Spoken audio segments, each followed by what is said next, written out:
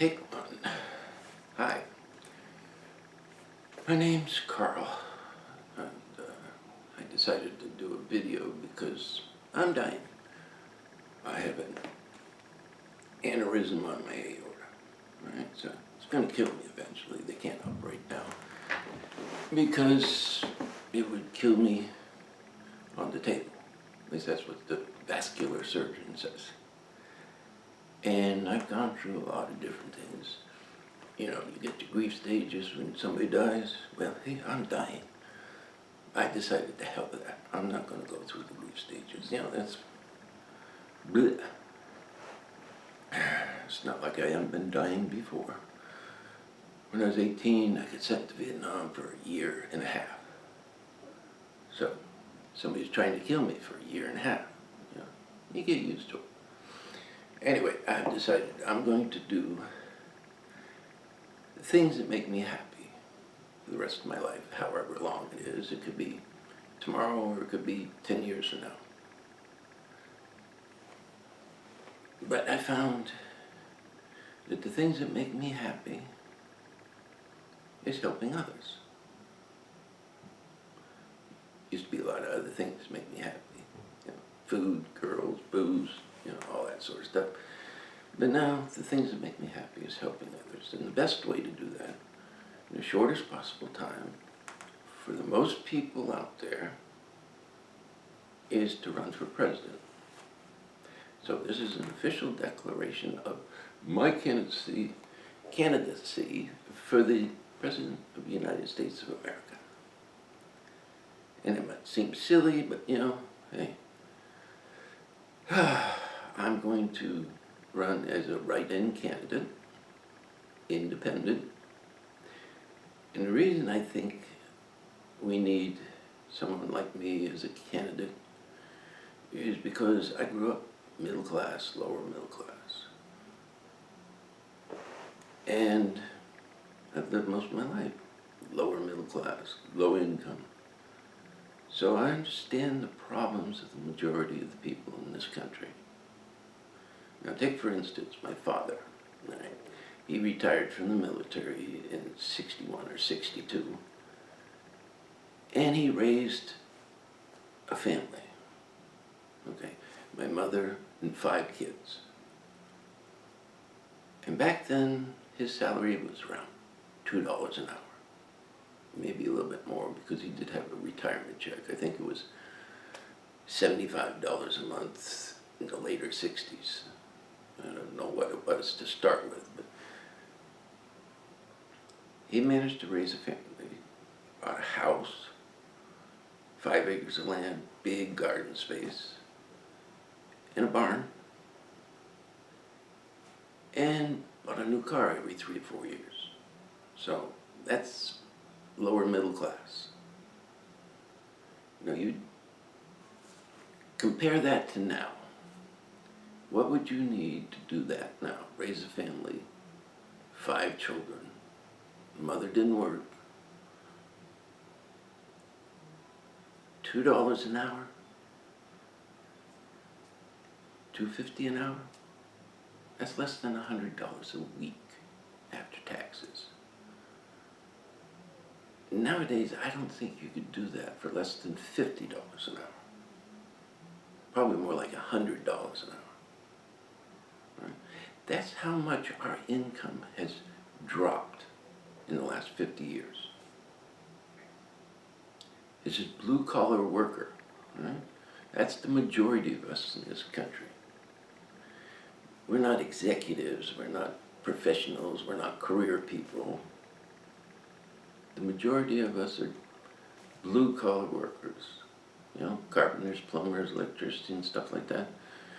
Though electricians and plumbers make quite a bit more than that now, but like I said, we go to work for somebody else. And we're not making as much as we did 50 years ago. Our wages have gone down. And it's ridiculous that our politicians, whether they're Republican or Democrat, haven't protected us. Now, they protected themselves. Their wages have gone up. I mean, look up what a senator or congressman made back then and what they make now. Look at what a federal worker made back then and what they make now. They protected themselves. They haven't protected us. And that's why we need somebody from us, from the majority, to represent us in the White House. Now, I don't expect to get elected, but I want to give everybody an opportunity to vote against the people who aren't representing us, who haven't represented us for the last 50 years. The party members, they haven't represented us. We've lost.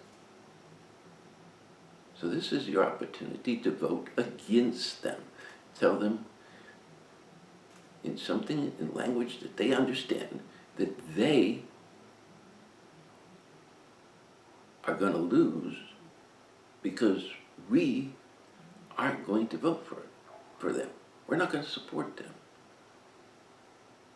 I mean, you take away their votes, they start doing something to get the votes back, because that's what they're all about, is votes.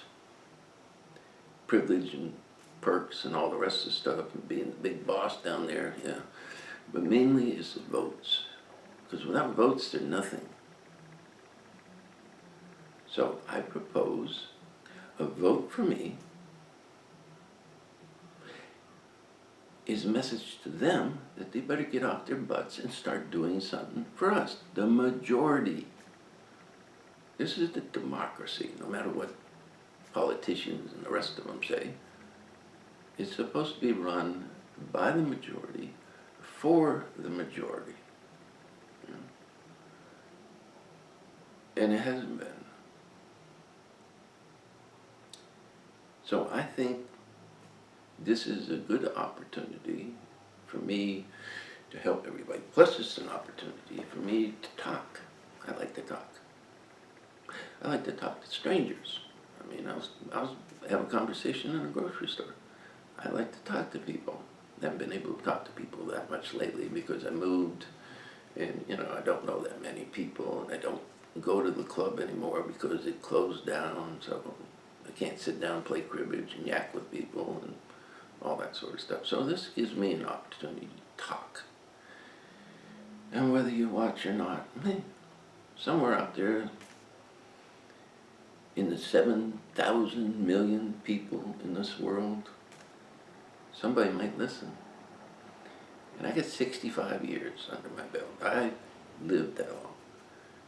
And I've had to struggle throughout that time. You know, I wasn't handed a bunch of money. I didn't get my college paid for. I wasn't born in the upper classes. So I've had to work and struggle throughout my life just to survive. It's a miracle that I made it to this age. So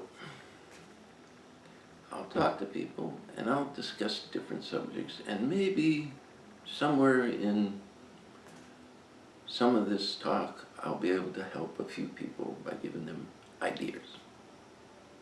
How did I get through the problems? Maybe it'll help you with some of your problems. But in the meantime, I can do this. It's fun. It makes me feel good. So I'm going to do it. And I'm going to have fun. So, now, one of the things, politics, okay, so just a little tidbit here. They've been talking about this Supreme Court decision that makes corporations people. Well, if corporations are people, then obviously they can spend money on political campaigns. But also, if corporations are people, and corporations are owned, you can buy and sell a corporation if you get the money. They are controlled completely by the people with the proxy votes and, you know, all the privileged votes, you know, the the ones that go to the board meetings and vote in the CEOs and executives and all that stuff and tell the corporation what to do. If corporations are people, then corporations are slaves. I mean, and this is serious, because in essence, the Supreme Court's decision legalized slavery. Now imagine Abraham Lincoln's been spinning in his grave. Over 150 years ago, he freed the slaves. Right? He fought a civil war where Americans killed Americans. Hundreds of thousands of Americans died over the issue of slavery and states' rights to be a slave state or not be a slave state. And the Supreme Court just threw all that out. They legalized slavery. Yeah, corporation is just a bunch of paper, right? They're not real, they're not alive. But the Supreme Court says they're people. And if they're people, and they're bought and sold and owned and controlled, then they're slaves. So that legalizes slavery. And whatever the Supreme Court does, other courts, other lawyers get together and they work from that. Now what's next? You owe money? You get sold into slavery? Indentured servitude? Debt slavery? Are you sold to somebody to work off your debt? It's a good possibility. Corporations would love that. Rich pigs would love that. You know, this opens it up. The Supreme Court's decision opens up our court system to somebody buying or owning you if you end up owing them. I mean, say you can't make a car payment because you lost your job. They seize the car, they sell it, they never sell it for what you owe. You always end up owing them anyway. Suppose they sell your debt to a collection agency like they do now, and the collection agency petitions the court to bind you to a work contract until you pay them back. That's a form of slavery. I mean, they can already go to court and take part of your check. That's legal. Suppose they can go to court and force you to go to work at a job that they choose until you've paid off the debt. And you know how it goes. They start buying and selling contracts. Suppose you owe $2,000, and by the time they get through the crap, your contract's worth $10,000. You got to work for $10,000 doing what they want until it's paid back. I know that it's not happening now, but the Supreme Court opened the door for that. It's a possibility. That's something I haven't heard addressed by the candidates. Yeah, Clinton's campaign was saying something about how corporations shouldn't be able to spend all that money on political campaigns. But they haven't addressed the fact that corporations are now people and they're owned, so corporations are slaves. So slavery's legal. And that's going to lead to all kinds of other stuff. That's just one thought that I had. I mean, somebody should be really raising hell about that. Anyway, like I said, the disparity between what we can make and what we can't. Back when I got out of the Army in the 70s, after going to Vietnam and all that, I remember the minimum wage out west being $1.05 an hour. Well, I could go to work at Manpower or one of these labor things and work for 6-7 hours and rent a room. I mean, it wasn't the best room, it was down on Skid Road or whatever, but I could rent a room for $5 a week. I used to get, through the VA in Spokane, Washington, I used to get $36 a month in food stamps. And I could live on that. $36 a month. And I could live on that by buying pre-prepared foods. It wasn't like I was buying stuff and making my own meals. I was buying stuff from the deli. And I could live on it. That's how much the difference is between what it cost then and what it costs now. I couldn't do that now. Not have a half-assed decent diet or a place to live.